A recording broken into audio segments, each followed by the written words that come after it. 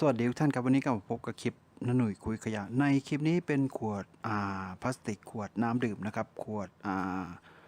600มิลลิลิตรนะครับเป็นขวดไซส์กลางครับหลังจากดื่มกินแล้วทีนี้ก็